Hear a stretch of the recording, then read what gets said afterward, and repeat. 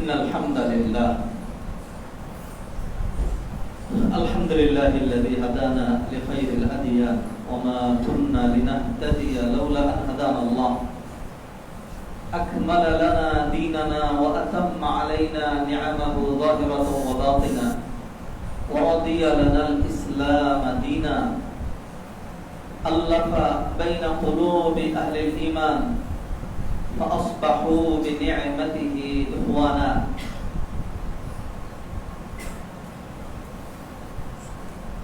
وأصلي وأسلم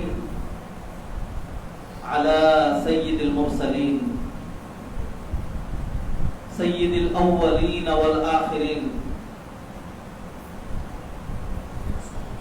قائد الغر المحجلين المبعوث معلما ورحمة للعالمين نبينا محمد بن عبد الله بلغ الرسالة وأدى الأمانة ونصح الأمة وكشف الغمة وتركنا على المحجة البيضاء ليلها كنهارها لا يزيغ عنها إلا هالك أما بعد فإن خير الحديث كلام الله وخير الهدي هدي نبينا محمد صلى الله عليه وسلم وشر الأمور محدثاتها وكل محدثة بدعة وكل بدعة ضلالة وكل ضلالة في النار يا أيها الذين آمنوا اتقوا الله حق تقاته ولا تموتن إلا وأنتم مسلمون يا أيها الناس اتقوا ربكم الذي خلقكم من نفس واحدة وخلق منها زوجها وبث منهما رجالا كثيرا ونساء واتقوا الله الذي تساءلون به والأرحام إن الله كان عليكم رقيبا يا أيها الذين آمنوا اتقوا الله وقولوا قولا سديدا يصلح لكم أعمالكم ويغفر لكم ذنوبكم ومن يطع الله ورسوله فقد فاز فوزا عظيما ثم أما بعد يقول جل وعلا في القرآن الكريم وما أرسلناك إلا رحمة للعالمين ويقول فبما رحمة من الله لنت لهم ولو كنت فظا غليظ القلب لانفضوا من حولك فاعف عنهم واستغفر لهم وشاورهم في الأمر وعن عائشة رضي الله تعالى عنها أن رسول الله صلى الله عليه وسلم قال إن الله رفيق يحب الرفق ويعطي على الرفق ما لا يعطي على العنف وما لا يعطي على ما سواه رواه مسلم وفي رواية يا عائشة عليك بالرفق وإياك والعنف والفحش إن الرفق لا يكون في شيء إلا زانه ولا ينزع من شيء إلا شانه فانطلاقا من التوجيهات الربانية ومن الإرشادات النبوية السامية ستكون خطبة اليوم حول تعامل النبي صلى الله عليه وسلم مع غير المسلمين معزز حاضرين মুসল্লিয়ান کرام আমাদের আজকের আলোচ্য বিষয় অমুসলিমদের সাথে নবী মুহাম্মদ রাসূলুল্লাহ সাল্লাল্লাহু আলাইহি ওয়াসাল্লামের আচরণ বিধি আচরণমালা আচরণের স্বরূপ অমুসলিমরা হাজার হাজার বছর ধরে নবী মুহাম্মদ রাসূলুল্লাহ সাল্লাল্লাহু আলাইহি ওয়াসাল্লামের সাথে যে বর্বর আচরণ করেছে বর্বর আচরণ করছে করেই যাচ্ছে আর রাসূলুল্লাহ সাল্লাল্লাহু আলাইহি ওয়াসাল্লাম তাদের সাথে কি রকম সুন্দর অনুপম চমৎকার বিউটিফুল তারপরে হলো আকর্ষণীয় মনোমুগ্ধকর আচরণ মানে আদর্শ আচরণ তিনি কিরকম উপহার দিয়েছেন আমরা সেখান থেকে মানে তিনটি স্বরূপ উন্মোচন করার চেষ্টা করব কোরআনে কারীম আল্লাহ সুবহানাহু ওয়া তাআলা ইরশাদ করছেন ইদফা বিল্লাযী হিয়া আহসান ফাইদাল্লাযী বাইনাকা ওয়া বাইনাহু আদাওয়া কাআন্নাহু ওয়ালিয়্যুন হামীম তোমরা খারাপের প্রতিদান দিবে ভালো দিয়ে খারাপকে মোকাবেলা করবে মন্দকে মোকাবেলা করবে ভালোর মাধ্যমে তাহলে যার সাথে তোমার শত্রুতা ছিল তোমার এই সুন্দর অনুপম আচরণের মাধ্যমে তোমার এবং তার মাঝে আল্লাহ সুবহানাহু ওয়া তাআলা বন্ধুত্বের সৃষ্টি করে দিবেন নবী মুহাম্মদ রাসূলুল্লাহ সাল্লাল্লাহু আলাইহি ওয়াসাল্লাম জাহিলি সমাজে আবির্ভূত হয়েছিলেন জাহিলি সমাজে যেটিকে অন্ধকার যুগ বলা হয় যখনকার মানুষ নামে মানুষ কার্যত জানোয়ারের চাইতেও হিংস্র এবং নিকৃষ্ট ছিল সেই মানুষগুলোকে নবী মুহাম্মদ রাসূলুল্লাহ সাল্লাল্লাহু আলাইহি ওয়াসাল্লাম ডায়মন্ড বানিয়ে দিলেন খায়রু উম্মতি কারনি সুম্মাল্লাযীনা ইয়ালুনাহুম আমার যুগের যারা এরাই পৃথিবীর ইতিহাসে সবচেয়ে শ্রেষ্ঠ। শ্রেষ্ঠ তারা ছিল না, তাদের চাইতে জঘন্য কেউ ছিল না। নবী মুহাম্মদ রাসূলুল্লাহ সাল্লাল্লাহু আলাইহি ওয়াসাল্লাম তরবারি দিয়ে আঘাত করে, কিল ঘুষি মেরে, বর্বর আচরণ করে, রূঢ়তা উপহার দিয়ে কয়েকজন মানুষকে মুসলমান বানিয়েছেন। আল্লাহ সুবহানাহু ওয়া তাআলা কি বলছেন? আল্লাহ সুবহানাহু ওয়া তাআলা বলছেন, ফাবিমা রাহমাতিন মিনাল্লাহ, আল্লাহু আকবার, ফাবিমা রাহমাতিন মিনাল্লাহি লিনতা লাহুম, আল্লাহর দয়ায়, আল্লাহ তো রহিম, আল্লাহর রহমতে, ফাবিমা রাহমাতিন মিনাল্লাহ লিনতা লাহুম, আল্লাহর দয়ায়, আল্লাহর অনুগ্রহে আপনি তাদের সাথে বিনম্র আচরণ, সুন্দর আচরণ, উপযোগী আচরণ, ভালো ব্যবহার আপনি করতে পেরেছেন। ওয়ালাউ কুনতা ফাযযান গালিযাল কলবি, যদি আপনি পাষাণ হৃদয়ের অধিকারী হতেন, ওয়ালাউ কুনতা ফাযযান, যদি আপনি অশ্লীল ভাষী, যদি আপনি কর্কশ আচরণকারী হতেন, লাফাদু মিন হাওলি, লোকজন আপনার কাছে না এসে লোকজন আপনার থেকে পালিয়ে যেত, খারাপ আরো খারাপ হতো, আপনি পুরো বিশ্ব জয় করা এটা আপনার পক্ষে সম্ভব হতো না। মুআজ্জাজ হাজিরিন, আমরা কিছু উদাহরণ আজকে আপনাদের সামনে তুলে ধরতে চাই। সাইয়্যিদুল মুরসালিন রাহমাতুল লিল আলামিন নবী মুহাম্মদ রাসূলুল্লাহ সাল্লাল্লাহু আলাইহি ওয়াসাল্লাম তার আচরণ সাগরণ থেকে এক একটা আচরণ ধরে রাসূলুল্লাহ সাল্লাল্লাহু আলাইহি ওয়াসাল্লামের ক্ষমা, আফুন নবী সাল্লাল্লাহু আলাইহি ওয়াসাল্লাম ওয়া সামাহাতুহু ওয়া তাসামুহু, একটা বিষয় ফরগিভনেস অফ প্রফেট মুহাম্মদ সাল্লাল্লাহু আলাইহি ওয়াসাল্লাম একটা খুতবা হতে পারে। সবরুহু সাল্লাল্লাহু আলাইহি ওয়াসাল্লাম, রাসূলুল্লাহ সাল্লাল্লাহু আলাইহি ওয়াসাল্লামের পেশেন্স, তার ধৈর্য, কি পরিমাণ কষ্টের মোকাবেলা তিনি করেছেন, কি পরিমাণ কষ্টের সম্মুখীন তিনি হয়েছেন, একটা খুতবা হইতে পারে। রাসূলুল্লাহ সাল্লাল্লাহু আলাইহি ওয়াসাল্লামের বিনয় একটা খুতবা হইতে পারে, অসংখ্য। মুআজ্জাজ হাজির, আপনারা জানেন এটা রবিউল আউয়াল মাস। রবিউল আউয়াল মাস আসলে বিশ্বময়, বিশেষ করে আমাদের দেশ ইন্ডিয়া পাকিস্তানে দুই ধারার আলোচনা, একটা হলো মিলাদ মাহফিল, ঈদে মিলাদুন নবী, এগুলি। আবার আবার আরেক দল আছে যারা নিজেদেরকে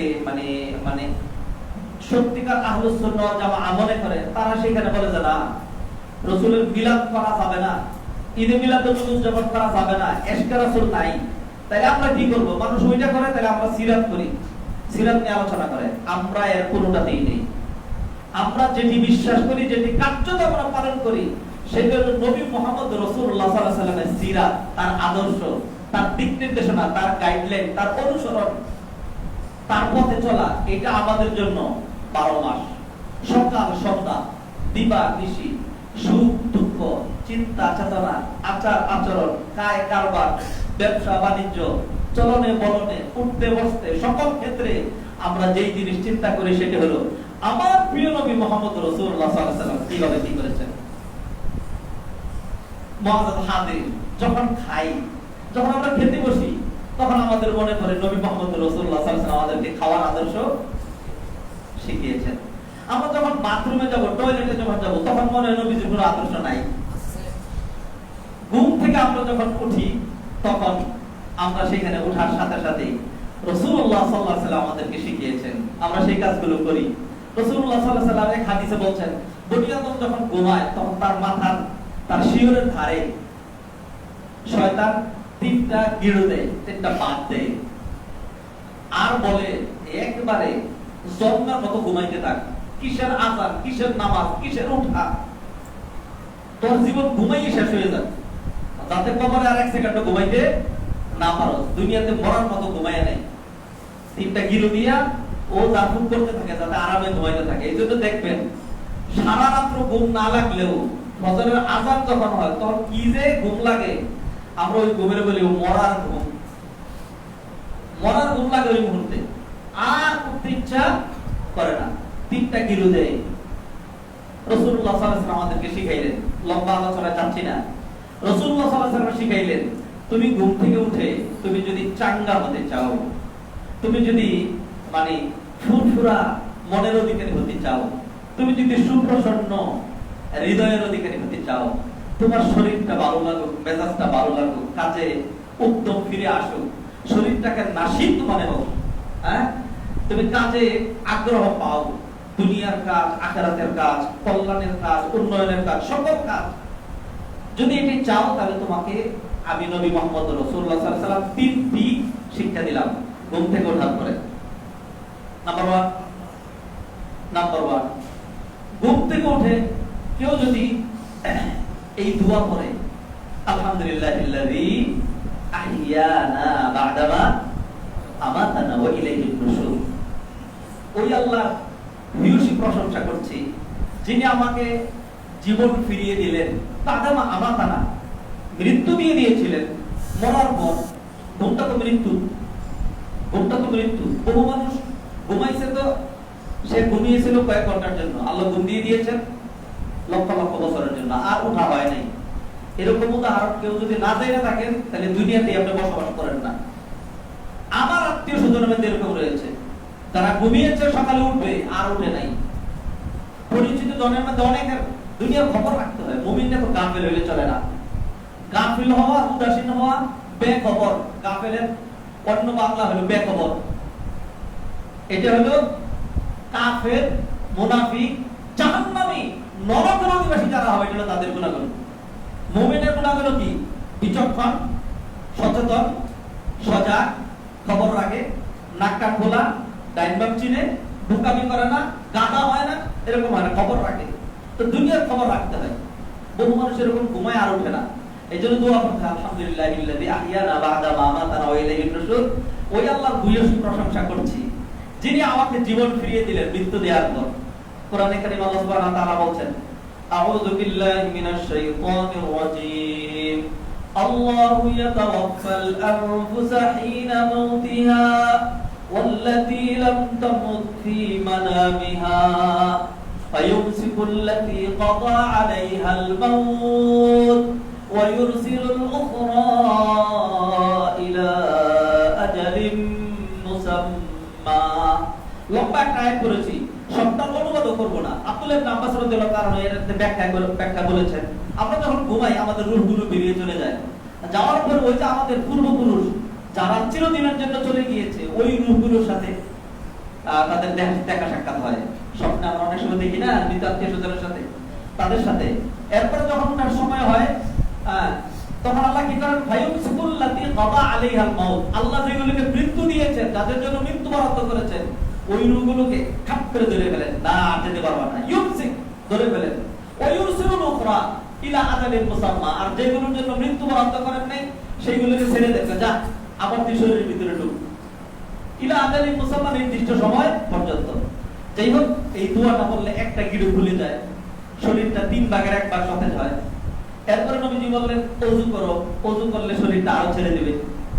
এরপরে সালাত আদায় করলে, এই 3টা কাজ করলে আপনি দোয়া করেন, ওযু করেন, সালাত আদায় করেন, দেখবেন শরীর, মেজাজ সব কেমন হয়ে যায়। আর যারা অলস হয়ে খালি ঘুমাইতেই থাকে, আযানও শুনলো না, কোরআন তেলাওয়াত করলো না, দোয়াও করলো না, ও নামাজ রাখ, এরপরে সকাল 8:30 9টার সময় যখন উঠে, তখন মনে হয় যেন এমন ভাবে উঠছে যে জিনে ভূতে মনে চড়ায়া থাপড়ায়া গাল ফুলে দিছে, এরকম একটা অবস্থা হয়। এরকম করে উঠতে থাকে। বাস্তবতার সাথে মিলিয়ে দেখেন আপনি। মুআজ্জাজ হাজিরিন, বলছিলাম নবী মুহাম্মদ রাসূলুল্লাহ সাল্লাল্লাহু আলাইহি ওয়াসাল্লামের সিরাত আমরা রবিউল আউয়াল মাসে আলোচনা করি না। প্রতিদিন ঘুমাই, ঘুমের সময় নবীজির আদর্শ লাগে। প্রতিদিন উঠি, প্রতিদিন নবীজি সাল্লাল্লাহু আলাইহি ওয়াসাল্লামের আদর্শ লাগে।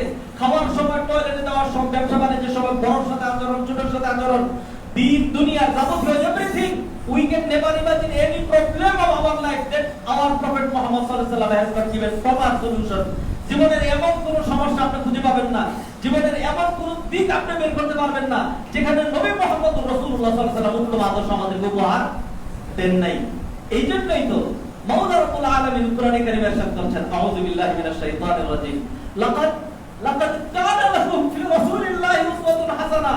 তোমাদের জন্য নবী মুহাম্মদের মধ্যে উত্তম আদর্শ রয়েছে। ও কপাল পুরার জাতিরা, ভুলে বলি নাই, আবার বলছি, ও কপাল পুরার জাতিরা, তোমাদের কাছে নবী মুহাম্মদের আদর্শ মজা লাগে নাই? তথাকথিত যারা নাকি দাজ্জাল, যারা নাকি ডাকাত, যারা নাকি বদমাইশ লম্পট, ওই সমস্ত মানুষের তোমাদের কাছে ভালো লেগেছে, আর তোমরা স্লোগান দাও রাস্তাঘাটে, বলো যে আমরা অমুকের আদর্শ অনুপ্রাণিত এবং অমুক হলে এরকম সেরকম, অমুক হলে এরকম সেরকম, বলি না? এর চেয়ে বেশি বললে যা এলেম আছে, যা নলেজ আছে ভিতরে সবকিছু বললে, আবু হুরায়রা যেমন বলেছেন, আমার এই হলকুম, আমার বলকুম, আমার জিহ্বা কেটে ফেলা হবে। সেই জন্য বহুত কথা বলতে চাই, এখান থেকে বলতে পারি না। আমার বহুত কথা অনেক সময় আমি বলতে বাধ্য হই, যেটা আমার মনের ভিতরে নাই। মুআজ্জাজ হাজিরিন, নবী মুহাম্মদ রাসূলুল্লাহ সাল্লাল্লাহু আলাইহি সাল্লামকে ফ্রান্সবাসী, ইহুদি, খ্রিস্টান, ইসলামের শত্রুরা কতটুকু কলঙ্কিত করেছে আমি জানি না। তারা তো চিরস্থায়ী জাহান্নামের নরকের কীট, তারা, ওদেরকে নিয়ে আমার তো হেডেক নাই, এত মাথা ব্যথা নাই। আমার সাংঘাতিক মাথা ব্যথা হলো এই মুসলিম বাচ্চা নামগুলো, যেগুলোর আচরণ, লিবাস, পোশাক, চালচলন, উঠা বসা, চরিত্র সবকিছু কাফের বেঈমানদের চাইতেও খারাপ। মুআজ্জাজ হাজিরিন, নবী মুহাম্মদ রাসূলুল্লাহ সাল্লাল্লাহু আলাইহি ওয়াসাল্লামের মধ্যেই আমাদের জন্য উত্তম আদর্শ রয়েছে। এই আদর্শ বাদ দিয়ে তোমার কাছে হিন্দুর আদর্শ ভালো লাগলো, ওই জাহান্নামের আদর্শ ভালো লাগলো? ও মুসলিম নারী বোনেরা, আপনারা যারা শুনছেন, আপনারা ইন্ডিয়ার ওই স্টারগুলো দেখেন, ওই তারকাগুলো দেখেন, বুক বের করা, পিঠ বের করা, পায়ের কুচা বের করা, পেট পিঠ বের করা, তারপরে এমন পোশাক করা, মশারি গায়ে দেওয়া, শরীরে সবকিছু দেখা যায়। আপনি কি জানেন তার যে বিন্দুমাত্র কোনো ভ্যালু নেই? এই যে মসজিদে ঢোকার সময় মায়েরা, বোনেরা, বাবারা, ভাইয়েরা, যুব সম্প্রদায়ের ছোট্ট বাচ্চারা সহ শত শত জুতা ওই যে মসজিদের গেটের সামনে পড়ে আছে। কিন্তু আমাদের বোনেরা যারা মসজিদে আসছে, কার আমাদের ভাইয়েরা যারা মসজিদে আসছে, কার মোবাইল ফোন, হাতের ঘড়ি, দামি টাকা পয়সা, স্বর্ণালঙ্কার, কানের বালা, হাতের কি বলে দুল ইত্যাদি আরো যে সমস্ত রয়েছে, হাতের বালা, কানের দুল, এগুলি সব গেটের সামনে ফেলে দিয়ে কেউ কি মসজিদে ঢুকেছে? যত দামি জিনিস সেগুলো তার সাথে আছে, লুকানো আছে, আটকিয়ে রাখা আছে, যাতে এগুলি ছিনিয়ে, যেগুলো দাম নাই, যেগুলো মূল্যহীন, এগুলো রাস্তাঘাটে পড়ে থাকে, যেগুলো জাহান্নামে যাবে, ওদের বুক খোলা থাকে, পিঠ খোলা থাকে, পেট খোলা থাকে, সবকিছু খোলা থাকে, ওই জাহান্নামে রেখে আমাদের আদর্শ হইতে পারে? আউযু বিল্লাহি মিনাশ শাইতানির রাজিম। অতএব ইতিহাস যাচাই করে দেখেন, ও মুসলমান, কি বলছো আর কি করছো, কোন পথে হাঁটছো, ডান পথে নাকি বাম পথে, কার আদর্শ অনুপ্রাণিত হয়েছে, কার আদর্শে তুমি বিশ্বাসী? অমুকের আদর্শে আমি বিশ্বাসী। ঠিক তোমার মুখের মধ্যে তো থুক দিতে ঘৃণা লাগে। অমুকের আদর্শে তুমি বিশ্বাসী, তুমি মুসলিম বাপদারি। আবার দেবতহীন ভাষায় বলছি, উইথ মাই ফুল স্ট্রেংথ, যতটা শক্তি আছে সবটা দিয়ে বলছি, নবী মুহাম্মদ রাসূলুল্লাহ সাল্লাল্লাহু আলাইহি ওয়াসাল্লামের আদর্শের সাথে কারো আদর্শের কোনো তুলনা হইতে পারে না। এরপরে যাদের নামাজ নাই, রোজা নাই, হালাল নাই, হারাম নাই, ইনসাফ নাই, আদালত নাই, চরিত্র নাই, ক্যারেক্টার নাই, এদের ক্ষেত্রে তোমরা বলো তোমাদের মুখের কি দাম নাই? আউযু বিল্লাহি মিনাশ শাইতানির। মানুষ মুখে যা খুশি তা কি করে বলে। অমুক ভাইয়ের চরিত্র ফুলের মতো পবিত্র, মানে ফুল তো ইসলামের একটা প্রতীক, symbol of innocent. Flower is the symbol of innocent. আপনি এইটাকে তুলনা দিলেন একটা পাপির সাথে, এটা আপনার মুখে বলতে পারলেন? আউযু বিল্লাহি মিনাশ শাইতানির। মুআজ্জাজ হাজিরিন, মুসল্লিয়ানে কেরাম, আবার ফিরে আসছি। দুনিয়ার মানুষ নবী মুহাম্মদ রাসূলুল্লাহ সাল্লাল্লাহু আলাইহি সাল্লামকে নিয়ে ব্যঙ্গ করুক, তিরস্কার করুক, ঠাট্টা করুক, মশকরা করুক, এইগুলি দিয়ে নবী মুহাম্মদ রাসূলুল্লাহ সাল্লাল্লাহু আলাইহি সাল্লামের মান এবং শান এতটুকু পূর্ণ হবে না। প্রতিটা নেগেটিভ বিষয়ের মধ্যে কিছু পজিটিভ থাকে। আপনারা প্রত্যেকে নিশ্চয়ই ইতিহাস জানেন এবং মুসলমানরা সচেতন হয়। আমার তো আলহামদুলিল্লাহ দীর্ঘদিন 10 বছর ইউরোপে থাকার কারণে প্র্যাকটিক্যাল কিছু জিনিস দেখেছি। যাদের চামড়া জন্মগতভাবে সাদা, যারা ইসলামের ইয়ত বুঝে না, কিছু বুঝতো না, এরা এই যখনই ইসলামকে নিয়ে, টেরোরিজম নিয়ে, সন্ত্রাস নিয়ে ইত্যাদি সমস্ত কিছু তো সাজানো, সব তো সাজানো, বুঝেন নাই? সব তো সাজানো, সব সাজানো, সব সাজানো। আমেরিকায় নাকি গণতন্ত্র আছে, আমেরিকায় নাকি গণতন্ত্রবাদী। এরপরে আমরা দেখলাম যে ওই যে ট্রাম্পের মতো কুকুর যখন নির্বাচিত হলো, ট্রাম্পের মতো ডগ যখন নির্বাচিত হলো, তখন তোমাদের গণতন্ত্র কোথায় গেছিল? তখন তোমাদের চরিত্র কোথায় গেছিল? সব শয়তানি সাজানো। করোনাকে নিয়ে এখন শয়তানি সাজানো হয়েছে। করোনাকে নিয়ে সারা বিশ্বময় যেখান থেকে মুসলিম কান্ট্রিগুলো আরব জাহানটা সহ বেরিয়ে আসতে পারে নাই, আমরা ষড়যন্ত্রের ভিতরে রয়েছি। মুআজ্জাজ হাদিরিন,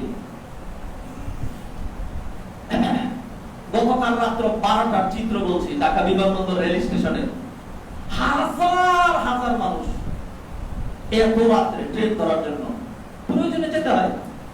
সেখানে যাওয়ার পর দুঃখই লাগে, কারণ হলো যে সমস্ত জায়গায় মানুষ আসতে পারবে, রেস্ট্রিকশন থাকে কোথায়, সবকিছু করতে পারবে, মাহফিল করতে পারবেন না, করোনা হবে, মসজিদে যেতে পারবেন না, করোনা হবে, তোয়াফ করতে পারবেন না, করোনা হবে, উমরা করতে পারবেন না, সাইল করতে পারবেন না, হজ করতে পারবেন না। ও মুসলিমরা শত্রুরা যা দিচ্ছে আমাদেরকে, আর চক্ষু বন্ধ করে আমরা গিলে নিচ্ছি। মুআজ্জাজ মুসল্লিয়ানে কেরাম, মনের দুঃখ বলার মতো সুযোগ নেই। গরুটা যখন জবাই করে তখন কষ্টে এরকম হাত পা নাড়ে, এই জন্য গুলো নাড়তে দিতে হয়।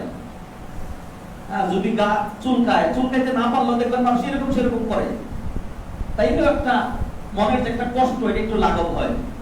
তাইলে কিছু তো করতে পারলামই না, যদি মুখ খুলে বলতে পারতাম তবু মনের একটা যে জ্বালা, মনের একটা যে খেদ, মনের একটা যে কষ্ট, এটা মিটাইতে পারতাম।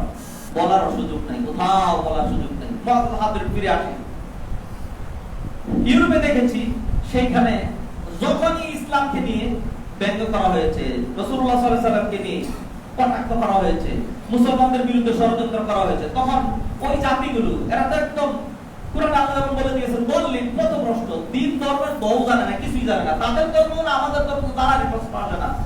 তখন তাদের মধ্যে কিছু জিনিসের কিউরিওসিটি আছে, অনেকের মধ্যে ইয়াটা দেখা দেয় যে ইসলাম ধর্ম, কোরআন, হাদিস, আখলাক, চরিত্র, এগুলি আচ্ছা দেখি ওরা কত খারাপ আমার এটা জানা দরকার। এরপরে তারা পড়তে শুরু করে, পড়তে যখন শুরু করে কোরআন পড়বে, হাদিস পড়বে, অথচ হেদায়েত পাবে না। আল্লাহ সুবহানাহু ওয়া তাআলা অনেককে হেদায়েত দিয়ে দিচ্ছেন, কারণ হলো আল্লাহ বলেন শাহরুর রমাদান আল্লাযী উনজিলা ফীহিল কুরআন হুদাল লিন-নাস, মানব মণ্ডলীর জন্য হেদায়েতকারী। এগুলি পড়ে তাদের বহু বড় বড় স্কলার, অনেক ক্ষমতাধর ব্যক্তি, তারা ইসলামের সুশীত ছায়ায় চলে আসছে। বর্তমানে ফ্রান্সের যে হিরো উদ্যোগ, নিকৃষ্ট উদ্যোগ, তাদের যে প্রেসিডেন্ট ম্যাক্রন, এত উঁচু পোস্ট থেকে মানুষ তো যখন একটু উপরে উঠে তখন একটু চিন্তা ভাবনা করে কথাবার্তা বলে যে আমার মনের ভিতরে একটা থাকলেও আমার মুখ দিয়ে তো সেটা বলা যাচ্ছে না। আল্লাহই ভালো জানে। আমাদের রাজনীতিবিদদেরকে তো দেখি, আমি ধরে নিলাম তাদের মনের ভিতরে তাওহীদ আছে, তাদের মনের ভিতরে, কিন্তু তারপরেও তো দেখি এই যে দুর্গা পূজা গেল, যে সেইখানে গিয়ে বলে যে মা দুর্গা আমাদেরকে একেবারে জাহান্নামে পাঠায় দেবে, আর কত ধরনের কত উক্তি যে করে, মা দুর্গা এটা নিয়ে আসবে, ওইটা নিয়ে আসবে। মুসলমানের ঘরের বাচ্চা যদি হয়ে থাকে, মুসলিম নামদার যদি হয়ে থাকে, এরকম একটা হিরো বক্তব্য, এরকম একটা কথা, এরকম একটা পূজার উদ্বোধন, এরকম দুর্গাকে নিয়ে, কালীকে নিয়ে, সরস্বতীকে নিয়ে, ওদের এইগুলিকে নিয়ে, ধর্মীয় বিষয়কে নিয়ে যখন কোনো কথা বলে, এরপরে কি ইমানটা থাকে? মুআজ্জাজ মুসল্লিয়ানে কেরাম, অতএব মানুষ উঁচু বুঝতে উঠলে ইসলাম ধর্মের অধিকারী, তাওহীদ নিয়ে মারা গেলে একদিন না একদিন জান্নাতে যাবে। 2 লক্ষ কোটি বছর জাহান্নামে পুরা পরেও, তারপরেও তারা দেখা যায় ক্ষমতার কারণে হিন্দুদেরকে খুশি করে কথা বলে, খ্রিস্টানদেরকে খুশি করে কথা বলে, ইহুদিদেরকে। আরে শুধু আমাদের বাংলাদেশের কথা বলি না, সারা বিশ্বের ইতিহাস কাটেন, আরব জাহানের ইতিহাস সহ কাটেন, একদম বাস্তব কথা বলছি। অনেকে বলে, অনেকে বলে না, অনেকে বলে, অনেকে বলে না, 100% সত্য কথা বলছি। আপনি বাস্তবতার সাথে মিলিয়ে দেখেন, ইহুদিরা যে প্রান্তে সেটি আমরা বাস্তবায়ন করি, খ্রিস্টানরা যে প্রান্তে সেটি বাস্তবায়িত হয়, আমাদের দেশে হয়, আরব জাহানেও হয়। এর চেয়ে বেশি নামাজ নিতে পারছি না। মুআজ্জাজ মুসল্লিয়ানে কেরাম, দিনদার মুত্তাকি পরহেজগার ভাই ও বোনেরা, কাফের বেঈমানরা নবী মুহাম্মদ রাসূলুল্লাহ সাল্লাল্লাহু আলাইহি ওয়াসাল্লামকে নিয়ে যাই করবে, এতে ওদেরই ক্ষতি হবে। ওদের জাতিরা যখন পড়তে শুরু করে, আপনি দেখবেন 1 বছর পরে, 2 বছর পরে, 3 বছর পরে সংবাদ দেখবেন দলে দলে ওয়ারাইতান নাস ইয়াদখুলুনা ফি দীনিল্লাহি আফওয়াজা, দলে দলে দেখবেন মানুষ ইসলামের সুশীত ছায়ায় চলে আসছে। এইজন্য জার্মানির চ্যান্সেলর ওই মহিলা পর্যন্ত বলেছে যে জার্মানিকেও ধরে রাখা যাবে না, জার্মানির লোকজন ইসলামের দিকে যেভাবে ছুটছে, এটা 50-60 বছর পরে মুসলিম কান্ট্রি হয়ে যাবে, ফ্রান্স মুসলিম কান্ট্রি হয়ে যাবে, কোনোদিন ধরে রাখার সুযোগ নাই। যে ধারায় চলছে এই ধারায় যদি চলে আর কি। আর যদি আমরা মুসলমানরা নিজেদেরকে জবাই করে দেই, তাহলে তার আলাদা কথা। ইউরোপে খুতবা পেতে দীর্ঘদিন পর্যন্ত আমার ভাইদেরকে উদ্বুদ্ধ করার চেষ্টা করলাম, ও ভাইরা, এত সুন্দর দেশে আসছেন, সামাজিক নিরাপত্তা আছে, রিজিকের নিরাপত্তা আছে, চিকিৎসার নিরাপত্তা আছে, সবকিছু আছে বাহ্যিকভাবে আর কি। আসল নিরাপত্তা দাতা তো আল্লাহ সুবহানাহু ওয়া তাআলা। একটা কাজ করেন না, একটা বাচ্চা নিলে 3 বছর পর্যন্ত বাচ্চার মাকে এবং এই বাচ্চার জন্য যত বাচ্চা বাড়বে ততই সরকারি হেল্প বাড়বে। তো বলেন আপনি তো বাচ্চা বেশি হলে কাজ করবো ছাড়াও তো আপনি প্রচুর পয়সা পাচ্ছেন, দুনিয়ার লোভে বাচ্চা নেন না, দুনিয়ার লোভে বাচ্চা নেন, দিন বাস্তবায়িত হয়ে যাবে। কিছুই তো করতে পারলেন না, কিছুই তো করলাম না দিন ইসলামের জন্য, অন্তত আপনি খালি একটা টার্গেট নেন। ইউরোপে যেহেতু আল্লাহ নিয়ে এসছে, অতএব আমি আমার ওই যে ওদের মতো বাচ্চা নেয় না, একটাও নেয় না, আধা বাচ্চাও নেয় না। তা আমাদের দেশের মানুষেরা মনে করে যে একটা বাচ্চা হইলেই চলবে, একটা বাচ্চা হইলেই, 2টা বাচ্চা হইলে চলবে। এরকম যখন করে তখন সর্বশেষ আল্লাহ বলে যে যার বাচ্চা না হইলেও চলবে। আমার আত্মীয় স্বজনের মধ্যে রয়েছে 2 জন বাচ্চা নিয়েছে, এরপরে গিয়ে লাইগেশন করছে। ওটাকে আগে তার এত উন্নত সিস্টেম ছিল না, ওই যে রেহেম যেটা ওটা ফেলে দিয়েছে, অথবা এটাকে উল্টায় সেলাই করে দেয় আর বাচ্চা না হয়। কিছুদিন পরে একটা মারা গেছে, আর কিছুদিন পরে তখন আরেকটা মারা গেছে। এখন আমি কি করব, আমার তো সব শেষ হয়ে গেল রে।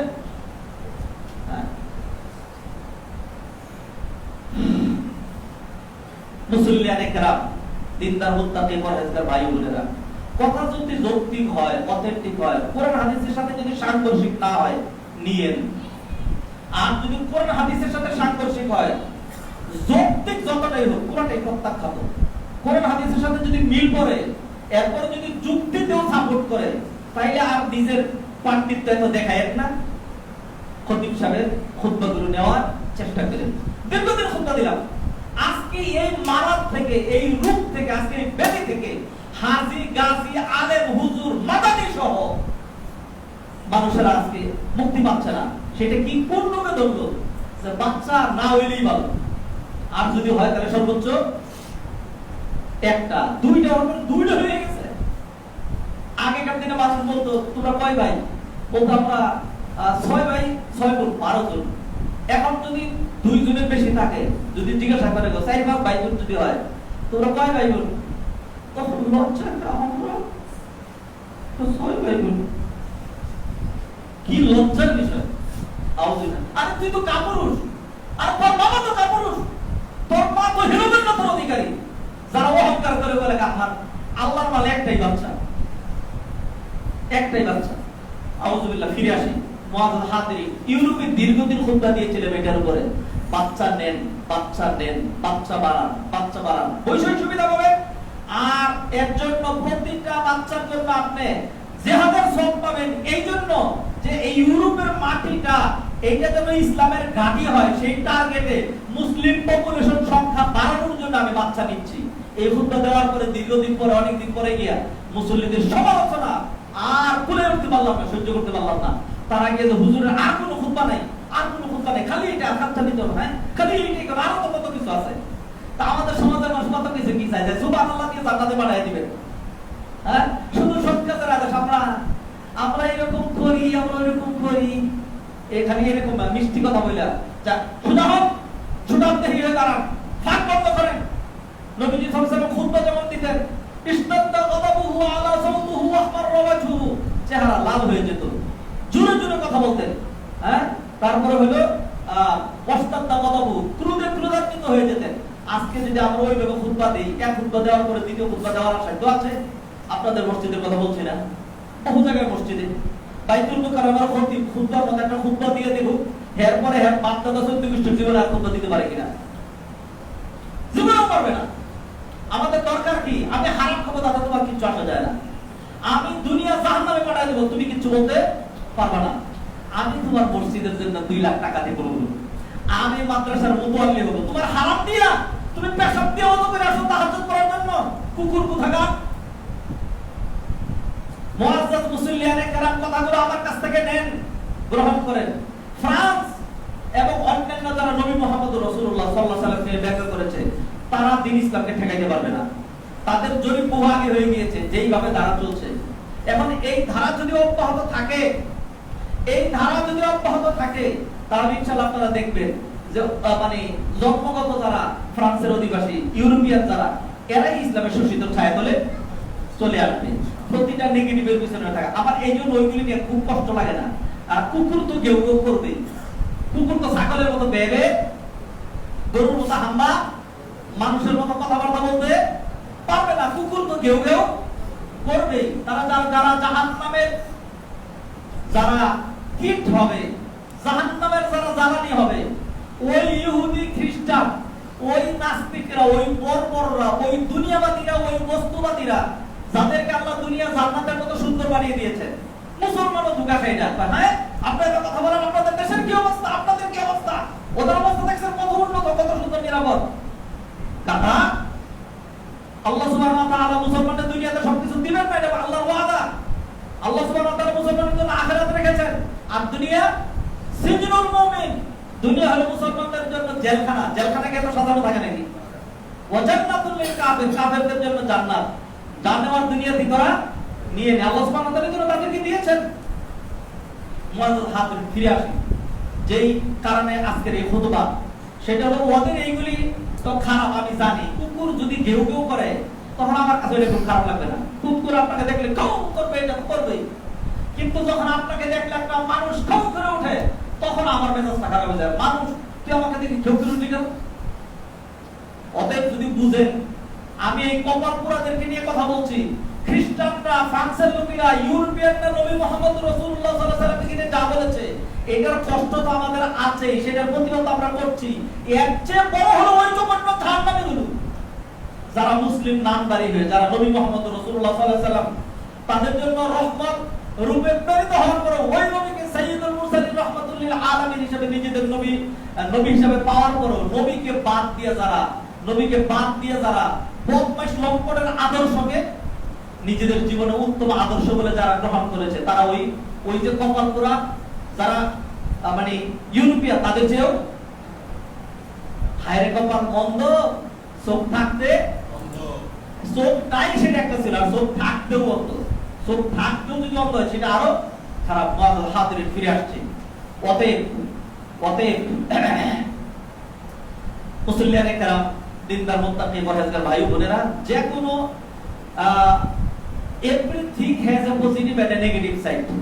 আরবিতে বলে কুল্লুন ইয়াহমিলু ফি সানায়াহু দিদ্দাহু, প্রতিটা জিনিসের একটা ইতিবাচক দিক, একটা নেতিবাচক দিক আছে। আমরা এই নেতিবাচকের মধ্যে ইতিবাচক দিক খুঁজে পাই। সেটা হলো এখান থেকেই ধারা শুরু হবে। ইনশাআল্লাহ ইসলামের বিজয় হবে, ইনশাআল্লাহ মুসলমানদের সংখ্যা বাড়বে। আমরা সেই আশায় কাজ করব ইনশাআল্লাহ।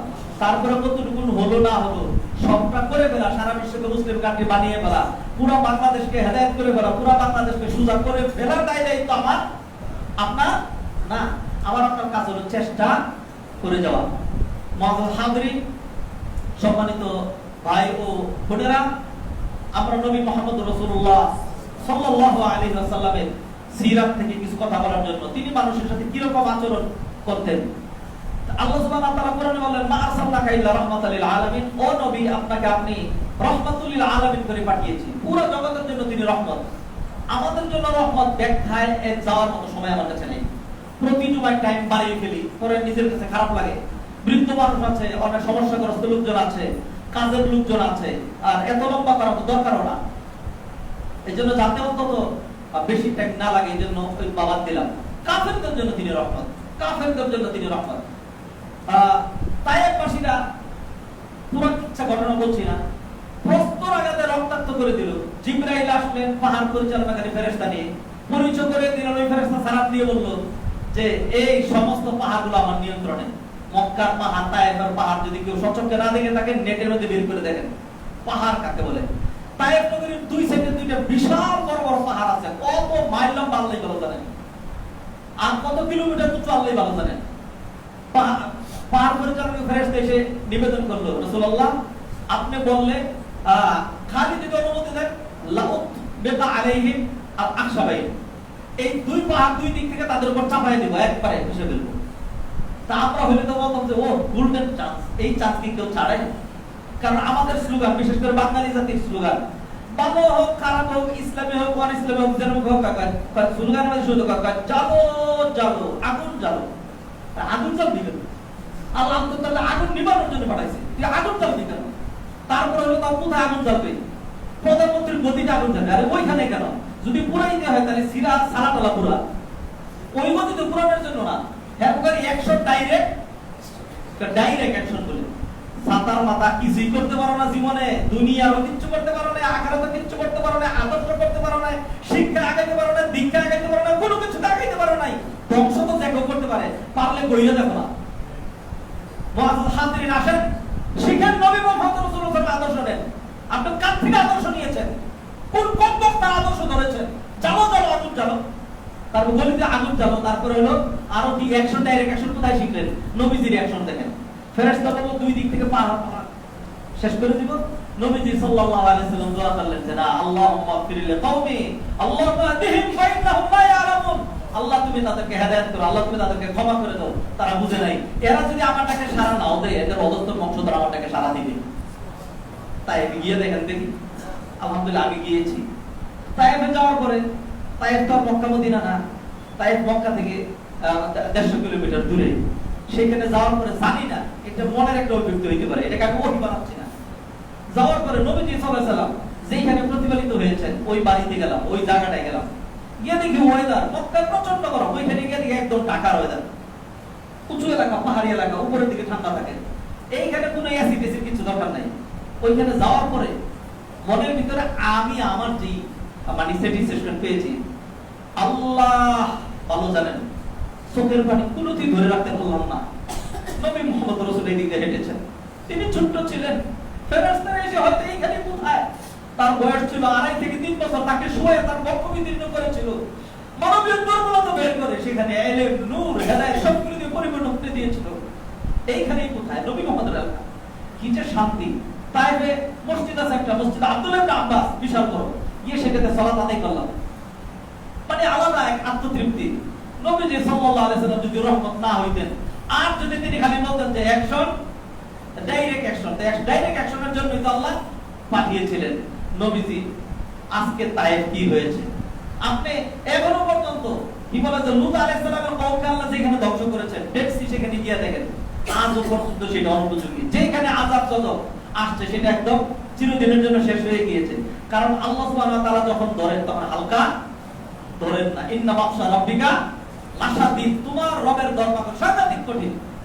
মুআজ্জাজ মুসল্লিয়ানে কেরাম, নবীজি সাল্লাল্লাহু আলাইহি ওয়াসাল্লাম রহমত ছিলেন, কাফেরদের জন্য রহমত। নবীজি সাল্লাল্লাহু আলাইহি ওয়াসাল্লাম দাওয়াত দিচ্ছেন, নতুন দাওয়াত নিয়ে আসছেন। এখন যখন দেখলো যে মাইরা হত্যা করে শহীদ করে মুসলমানদেরকে আটকানো যাচ্ছে না, এরপরে মানুষ ছুটছে। এরপরে আবু জাহেলের মেজাজটা খারাপ হয়ে গেছে। আরো কয়েকজন নিয়ে গিয়ে কাবা করে কোরা ধরে, তারা তো আল্লাহর বিশ্বাস করতো, বিপদে পড়লো তো আল্লাহকেই ডাকতো। গিয়া বলে, এটা সূরা আনফালের মধ্যে, ওয়া ইয ক্বালাল্লাহুম্মা ইন কানা হাযা ওয়াল হাক্কা মিন ইনদিকা ফাআমতির আলাইনা হিজারাতাম মিনাস সামাই আও ইতিনা বিআযাবিন আলীম। গিয়া বলছে, ও আল্লাহ, মুহাম্মদ যে ধর্ম নিয়ে এসেছে এটা যদি হক হয়ে থাকে, তাহলে যদি হক হয়ে থাকে তাহলে পরের কথা কি বলা দরকার ছিল? বলা দরকার ছিল যদি এটা হক হয়ে থাকে আমাদেরকে চিনায় দাও, ধরায় দাও, এটা কথা হওয়ার দরকার ছিল। জিদ্দের কারণে, হিংসার কারণে, কপটতার কারণে তারা বলছে আল্লাহুম্মা ইন কানা হাযা ওয়াল হাক্কা মিন ইনদিকা, এটা যদি হক হয়ে থাকে ফাআমতির আলাইনা হিজারাতাম মিনাস সামাই আও ইতিনা বিআযাবিন আলীম, তাহলে আকাশ থেকে পাথরের বৃষ্টি দিয়ে আমাদেরকে ধ্বংস করে দেন। আও ইতিনা বিআযাবিন আলীম, অথবা পীড়াদায়ক শাস্তি দিয়ে আমাদেরকে পাকড়াও করেন। কাফেররা দোয়া করছে এটা, যে নবী মুহাম্মদের ধর্ম যদি হক আর আমাদের না হক হয়ে থাকে, তাহলে আকাশ থেকে পাথরের বৃষ্টি দিয়া লূত আলাইহিস সালামের জাতিকে যেরকম ধ্বংস করে দিয়েছিল, তারা ইতিহাস জানতো, ওরকম ধ্বংস করে দেন। আও ইতিনা বিআযাবিন আলীম, অথবা আযাবে আলীমকে ধ্বংস করে দেন। তো মানুষ তো অনেক সময় এরকম বলে, মনে করেন একজন বলে, আমাদের দেশের কথাই গেলি বলে কি কয় আজরাইল আমার চোখকে দেখে না, আজরাইল কান হয়ে গেছে গিয়া। হ্যাঁ, তো এরপরে যদি আজরাইল একদিন পরে যদি এসে বলে যে আজরাইল কানা হয়নি, আমি আসছি, তখন পুরো বাবা মাপ চাই, এটা চাই না। মুআজ্জাজ মুসল্লিয়ানে কেরাম, আল্লাহ আযাব গজব দিয়ে তো দিতেই পারতেন, আল্লাহ তো পারেনি। এই দেখেন করোনায় আল্লাহ সুবহানাহু ওয়া তাআলা মারতেছেন, যে কি পরিমাণ মারা হচ্ছে। তো মারার মধ্যে তো আমিও পড়িনি, আপনিও পড়েন নাই, আমাদের অনেক আত্মীয় স্বজন পড়েন নাই, আমার অনেকে পড়েছে। মানে এইখানে আমি কোনো ক্রেডিট জাহির করছি না, আমি বলছি সেই মারা যাবে আল্লাহ যাকে মঞ্জুর করলেন, ঠিক না? একই গাড়িতে অ্যাক্সিডেন্ট হয়, অ্যাক্সিডেন্ট হওয়ার পরে একজনের কিছুই হয় না, আরেকজন একদম আহত হইতে পারে, মরে যায়, দুনিয়া থেকে চলে যায়, কিভাবে হয়? ফয়সালাটা কার কাছে? আল্লাহর কাছে। আল্লাহ চাইলে তখনই পাথরের বৃষ্টি দিয়া সমস্ত কাফেরগুলো মাইরা সমস্ত মুসলমানগুলো বাঁচায় দিতে পারতেন। আল্লাহ সুবহানাহু ওয়া তাআলা এটা করলেন না, কিছুই করলেন না। আল্লাহ বরং একটা উল্টা জবাব আয়াত নাযিল করলেন। আল্লাহ বললেন ওয়া মা কানা আল্লাহু লিয়ুআযিবাহুম ওয়া আনতা ফীহিম ওয়া মা কানা আল্লাহু মুআযিবাহুম ওয়া হুম ইস্তাগফিরুন। ও নবী দোয়া যে করছিল, আমি আল্লাহ তো দোয়া শুনছি, আমি আল্লাহ দোয়া শুনেছি, আমি তাদেরকে ধ্বংস করে দিতে পারতাম, কিন্তু কেন করলাম না? মা কানা আল্লাহু, খেয়াল করেন, মা কানা আল্লাহু লিয়ুআযিবাহুম ওয়া আনতা ফীহিম। ওয়া আনতা, আনতা মানে আপনি যতক্ষণ তাদের মাঝে আছেন, আপনি আছেন, আপনি রহমাতুল লিল আলামিন, রহমাতুল লিল মুসলিমিন না, আপনি রহমাতুল লিল মুসলিমিন না, রহমাতুল লিল মুমিনিন না, রহমাতুল লিল আলামিন, লিল মুনাফিকিন, লিল ইহুদি ওয়াল মাসিহিয়িন, লিল মুসলিমিন ওয়া লিল মুমিনিন, লিল ইয়াহুদ, লিল জামাদাত, লিন নাবাদাত, যত রকম জগৎ বলতে পারেন, মানব জগৎ, দানব জগৎ, দুনিয়ার জগৎ, আখিরাতের জগৎ, উদ্ভিদ জগৎ, দৃশ্য জগৎ, অদৃশ্য জগৎ, জিন জগৎ, ফেরেশতা জগৎ, যত জগৎ আপনি কল্পনা করতে পারেন, সকল জগতের জন্য নবীজি রাহমাতুল লিল আলামিন। ওদের আপনি তো রহমত, আপনি তাদের মাঝখানে রহমত থাকবেন, আবার আমি আযাব দালাববে দিয়ে ধ্বংস করে দেব, এটা হয় না। মা কারণে, অর্থাৎ আপনার কারণে আমি তো দুবার শুনছিলাম, আমি আল্লাহ তো সব পারি, একবার শেষ করে দিতে পারতাম, করলাম না। গজবের উপযুক্ত দোয়া করছে, চাইছেও তারা, তারপরেও দিলাম না। অন্য কারো দিকে তাকায় না, ও নবী আপনার রহমত, আপনি রহমাতুল লিল আলামিন, এই দিকে তাকায় আযাবটা দিলাম না। সুবহানাল্লাহ। মুআযাল হাদিরিন মুসল্লিয়ানে কেরাম, কথা আর বাড়াচ্ছি না, কথা আর লম্বা করছি না, আলোচনা করতে চেয়েছিলাম রাসূলুল্লাহ সাল্লাল্লাহু আলাইহি ওয়াসাল্লাম কাফের মুসলমানদের, কাফেরদের সাথে, ইহুদিদের সাথে, খ্রিস্টানদের সাথে কেমন আচরণ করেছেন। ভূমিকায় থেকে গেলাম, সেই দিকে যাওয়া হলো না, একটা আচরণ তুলে ধরলাম। সেটা কি? সেটা হলো চাইলে ডাইরেক্ট অ্যাকশন নিতে পারতেন, কিন্তু তিনি নিলেন না, তাদেরকে ক্ষমা করলেন। রাসূলুল্লাহ সাল্লাল্লাহু আলাইহি ওয়াসাল্লাম লাবিদ ইবনে আসম এমন জাদু করছে, সূরা ফালাক, সূরা নাসের শান নজুল করে দেখেন, জাদু করে একেবারে পরিত্যক্ত কূপের নিচে, পাথরের নিচে এমন ভাবে চিরুনি, চুল ইত্যাদি নিয়ে আর একবারে সেটা গিরু দিয়া, 7টা গিরু দিয়ে একেবারে মাটির নিচে ঢুকায় রাখছে। ধীরে ধীরে নবীজি সেটা প্রভাব পাচ্ছেন, কারণ আল্লাহর সুন্নাত এরকম, এগুলোর কথার প্রভাব আছে। এরপরে নবীজি অসুস্থ হয়ে যাচ্ছেন, ভুলতেন না, কেমন যেন ভুলে যাচ্ছেন, এমন অবস্থা হচ্ছে। নবীজি ঘুমিয়ে আছেন, এমন সময় 2 লোক আসছে, আয়েশা মাথায় কাকা হা বাবা এই সেই, হ্যাঁ কি হয়েছে? মাকবুব, তাকে জাদু করা হয়েছে। কে করছে? অমুক ইহুদি। কোথায় করছে? বনি জুরাই, হ্যাঁ নাকি জারওয়ান, বনি জারওয়ান, ওই বনি জারওয়ানের কূপের ভিতরে অমুক জায়গায় জাদু করে রাখছে, এই কারণে সে এমন হয়ে যাচ্ছে। নবীজি সজাগ হইলেন, সজাগ হয়ে আয়েশা রাদিয়াল্লাহু তাআলাকে ডেকে বললেন, আয়েশা শুনছো, 2 লোক আসছিল, আয়েশা আমাকে জানায় দিয়েছে। নবীজি সাল্লাল্লাহু আলাইহি ওয়াসাল্লাম সাহাবীদেরকে নিয়ে গেলেন, গিয়া পাথর উঠাইলেন, গিয়া দেখেন ঠিক হয়ে গেছে জাদু। খুললেন, কিভাবে খুলবেন আল্লাহ শিখাই দিলেন, 2 সূরা নাযিল করে দিলেন, কুল আউযু বিরাব্বিল ফালাক, কুল আউযু বিরাব্বিন নাস, এই 2 সূরা পড়ে পড়ে ধীরে ধীরে তিনি এগুলি খুললেন, ধীরে ধীরে সুস্থ হয়ে গেলেন, কোন রকম প্রতিশোধ কিচ্ছু নিলেন না। ইহুদি মহিলা বকরির মধ্যে, খুব তাড়াহুড়া করে বলছি, আচরণের যেগুলো নিয়ে আসছিলাম, এই যে এখানে শীটের মধ্যে এই যে আস্ত কিতাবটা সহ লাগাই নিয়ে আসছিলাম, কোনো কিছু ধরলাম না, এমনি মাঝখান থেকে 2-3টা কথা বলে ফেললাম। আল্লাহ সুবহানাহু ওয়া তাআলা মনে রাখাইলে হয়তো আবারও এই পয়েন্টে অথবা এই ধরনের কোনো পয়েন্টে আলোচনা করবো না, আজকে শেষ করে দিচ্ছি যেহেতু প্রায় বেশি হয়ে গিয়েছে। বকরির মধ্যে মানে বিষ মিশায়া নবীজিকে দিয়েছে। নবীজি সাল্লাল্লাহু আলাইহি ওয়াসাল্লামের খানার অভাব নাই, সাহাবায়ে কেরামের অনুসারীর অভাব নাই, সাহাবায়ে কেরাম পারলে নিজের জান নবীর জন্য ধরে দেন, কিন্তু নবীজি সাল্লাল্লাহু আলাইহি ওয়াসাল্লাম কাফের বেঈমান মুশরিকদের সাথে, তাদের সাথে সব রকম আচরণ করতেন, এটা বোঝানোর জন্য যে আমরা মানে কি প্রান্তিক নই, আমরা প্রান্তিক নই। আমাদের মধ্যে ওই যে আসাবিয়াত, আমার পুত্রপ্রিয়তা, এগুলো আমাদের মধ্যে সমস্ত মানুষের সাথে আমরা আচরণ করি। নবী সাল্লাল্লাহু আলাইহি ওয়াসাল্লাম উত্তম আদর্শ নিয়ে এসেছেন, বাকি সবগুলো ওমাই ইয়াবতাগি গায়রাল ইসলামি দীনান ফালা ইউকবাল। ওইগুলো ধর্মই না। নবীজি সাল্লাল্লাহু আলাইহি ওয়াসাল্লাম যদি চাইতেন, যখন বিশেষ করে সমস্ত ক্ষমতা পাকাপোক্ত হয়ে গেল, চাইলে একেবারে দলে দলে মুসলমান হবি আমরা একবারে গলা লড়াই দেব, করতে পারতেন, করেন নাই। ভারতবর্ষ 550 বছর পর্যন্ত ইতিহাসে ভারতবর্ষের লোকেরা মুসলমানরা শাসন করেছে। এই মুসলমান রাজা বাদশা যেগুলো ছিল তাদের চরিত্র কি ছিল না ছিল সেটা পরের কথা। মুসলমানরা 550 বছর শাসন করেছে। এখনো পর্যন্ত ভারতে সংখ্যাধিক্য কাদের হিন্দুদের। যদি মুসলমানরা ওরকম হইতো তাহলে সব হিন্দুদেরকে এরকম করে যে একেবারে তারা তো এমনি আগুনে পুরো অবস্থা আর আগুনে পুড়াই দিব, একবারে সোজা হবে ইসলাম ধর্মে আসবে, একটা সব মুসলমান বানাই ফেলতে পারতেন, তাই না? কোরআনে আল্লাহ বলছে লা ইকরাহা ফিদ-দীন লাকুম দীনুকুম ওয়ালিয়া দীন। দিন ইসলামের ক্ষেত্রে নবীজি কাউকে বাধ্য করেন নাই। নবীজি সাল্লাল্লাহু আলাইহি ওয়াসাল্লাম সবাইকে একদম স্বাধীন করে রেখে দিয়েছেন, তোমাদের জন্য তোমাদের ধর্ম, হ্যাঁ, ওরকম করেন নাই। যাই হোক, ইহুদি হাদিয়া পাঠাইছে এক মহিলা, এখন উনি সাইয়্যিদুল মুরসালিন, রাষ্ট্রনায়ক, এবারে তোর হাদিয়া যা, দরকার নেই। নবীজি সাল্লাল্লাহু আলাইহি ওয়াসাল্লাম এরপরে খাইতে বসছেন, গায়েব জানেন না নবীজি সাল্লাল্লাহু আলাইহি ওয়াসাল্লাম, সহজেই দলিল এটা। নবীজি খেতে বসছেন, একটু খেয়েছেন, এরপরে জিবরাইল এসে জানাই দিল নবীজি খায়েন না, এর মধ্যে বিষক্রিয়া আছে। নবীজির মধ্যে ওই বিষক্রিয়া ছিল, ওই যে খেয়েছেন ওই বিষক্রিয়া নবীজির মধ্যে ঢুকেছে।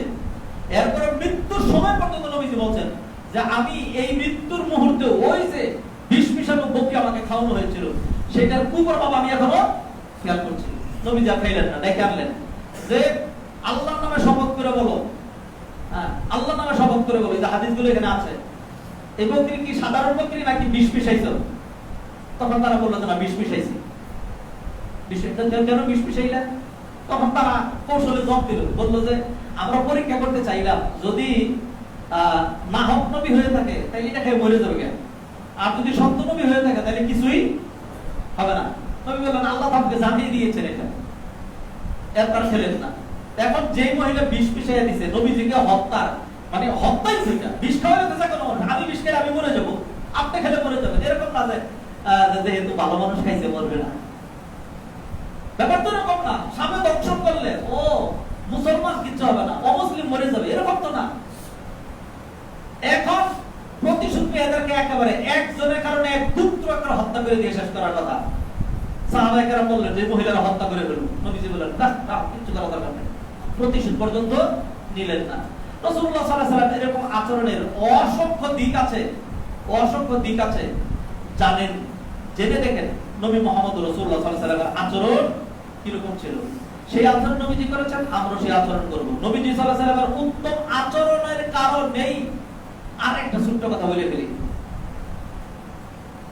নবীজি সাল্লাল্লাহু আলাইহি ওয়াসাল্লাম এক যুদ্ধ থেকে ফিরছিলেন, গাজওয়াতুল জাতের রাকা থেকে।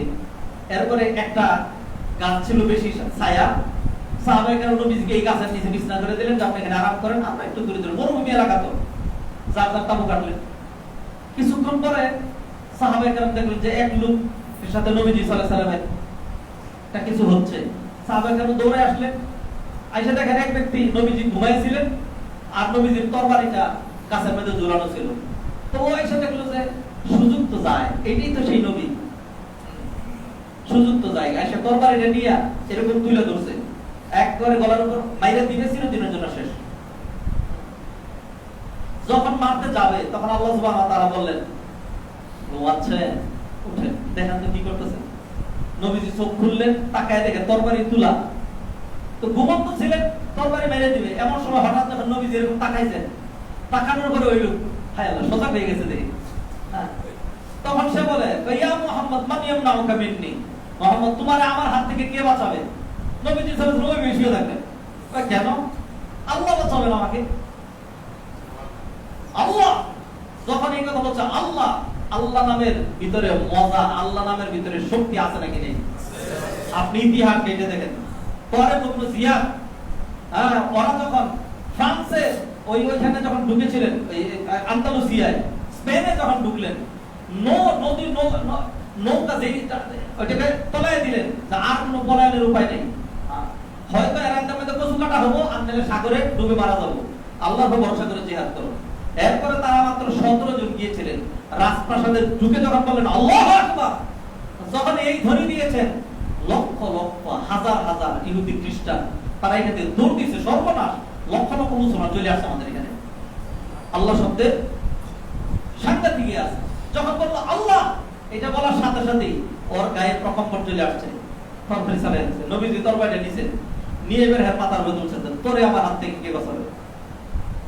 এরপর বলতেছে আমার মাইরো না, আমার দয়া করো। নবীজি সাল্লাল্লাহু আলাইহি ওয়াসাল্লাম বলতে, কি মনে করছিলা আমি তোমার তরবারিতে মারবো? নবী মুহাম্মদ মানুষ মারার জন্য আসছে? কিচ্ছু বললেন না। সাহাবা কেরাম দৌড়ে আসছে, কি বলে যে এই এই এই এই ঘটনা, এখন ওরে কি করা উচিত বলেন? একবারে মাটির সাথে মিশে ফেলা উচিত? নবীজি বললেন কিচ্ছু বলো না। নবীজি তাকে ছেড়ে দিলেন। বিভিন্ন রকম বর্ণনা আছে, বর্ণনায় আসছে যে এর পরে সে মুসলমান হয়েছে। তো এইরকম যে হত্যার জন্য রেডি, যে বিষ খাওয়ালো, যে জাদু করলো, নবীজি তাদেরকে ক্ষমা করেছেন। এই জন্য নবীজি সাল্লাল্লাহু আলাইহি ওয়াসাল্লাম ক্ষমা, বদান্যতা, বিনম্র আচরণ, উত্তম আচরণ, এইগুলোর কারণে দিন ইসলাম বিস্তৃতি ঘটেছে।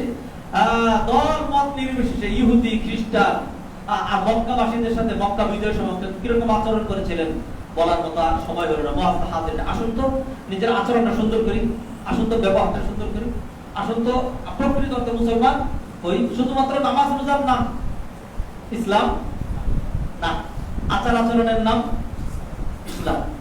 আল্লাহ সুবহানাহু ওয়া তাআলা আমাদেরকে নবীজির আদর্শে অনুপ্রাণিত হওয়ার তৌফিক এনায়েত করেন। আল্লাহ সুবহানাহু ওয়া তাআলা যদি বলি তো নবীর আদর্শে অনুপ্রাণিত এই কথাই বলবো, এই কথাই বলবো। আর তথাকথিত যে কোনো মানুষের শ্রেষ্ঠ মানব নবী মুহাম্মদ রাসূলুল্লাহ সাল্লাল্লাহু আলাইহি ওয়াসাল্লাম। কোন মুসলমান যদি এরপরও অন্য মানুষকে বলে যে একেবারে সকল যুগের শ্রেষ্ঠ মানব, আল্লাহ সুবহানাহু ওয়া তাআলা আমাদের কপালটা যেন পুড়ে না দেন। আল্লাহ সুবহানাহু ওয়া তাআলা আমাদেরকে হেদায়েত করুন, তিনি আমাদেরকে মাফ করে দেন, আমাদের মধ্যে যারা অসুস্থ সুস্থ করে দেন, করোনা বিদায় করে দেন, স্বাভাবিক পরিস্থিতি ফিরিয়ে দেন, হজ উমরা করার মনোরম পরিবেশ তিনি আমাদেরকে উপহার দেন। ইহুদি খ্রিস্টানদের ষড়যন্ত্র থেকে আমাদেরকে হেফাজত করেন। যে সমস্ত মুসলমানরা তাদের ষড়যন্ত্রে পা দেয় অথবা তাদের প্রেরণা হয়ে তাদের প্ল্যানকে বাস্তবায়ন করে, আল্লাহ সুবহানাহু ওয়া তাআলা ওদেরকে শায়েস্তা করে দেন।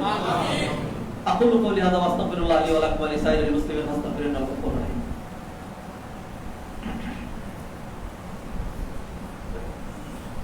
আলহামদুলিল্লাহ ওয়াহদাহু ওয়াসসালাতু ওয়াসসালামু আলা মান লা নাবিয়্যা বা'দা, আম্মা বা'দ। আইয়ুহাল ইখওয়াতুল আফাদিল, ইন্নাল্লাহ সুবহানাহু ওয়া তাআলা হুয়া রাব্বুল আলামিন ওয়া হুয়া আরসালা লিআজলি হিদায়াতিনা রাহমাতাল লিল আলামিন। ক্বালা তাআলা ওয়া মা আরসালনাকা ইল্লা রাহমাতাল লিল আলামিন। লানা উসওয়াতুন হাসানাতুন ফি নাবিয়িনা মুহাম্মাদিন সাল্লাল্লাহু আলাইহি ওয়াসাল্লাম। ক্বালা তাআলা লাকাদ কানা লাকুম ফি রাসূলিল্লাহি উসওয়াতুন হাসানাহ। صلوا على النبي البشير فإن الله سبحانه وتعالى أمرنا بالصلاة والتسليم على النبي صلى الله عليه وسلم فقال إن الله وملائكته يصلون على النبي يا أيها الذين آمنوا صلوا عليه وسلموا تسليما اللهم صل على محمد وعلى آل محمد كما صليت على إبراهيم وعلى آل إبراهيم إنك حميد مجيد وارض اللهم عن الخلفاء الراشدين أبي بكر وعمر وعثمان وعن علي رضوان الله تعالى عليهم أجمعين وعنا معهم بكرمك وجودك وإحسانك يا أرحم الراحمين. اللهم أعز الإسلام والمسلمين وأذل الشرك والمشركين والكفر والكافرين ودمر أعداءك أعداء الدين واجعل بلدنا بنغلاديش وبلدان جميع المسلمين آمنا مطمئنا رخاء سخاء يا رب العالمين. ربنا آتنا في الدنيا حسنة وفي الآخرة حسنة وقنا عذاب النار. ربنا تقبل منا إنك أنت السميع العليم وتب علينا إنك أنت التواب الرحيم. عباد الله رحمكم الله، إن الله يأمر بالعدل والإحسان وإيتاء ذي القربى وينهى عن الفحشاء والمنكر والبغي يعظكم لعلكم تذكرون فاذكروني أذكركم واشكروا لي ولا تكفرون.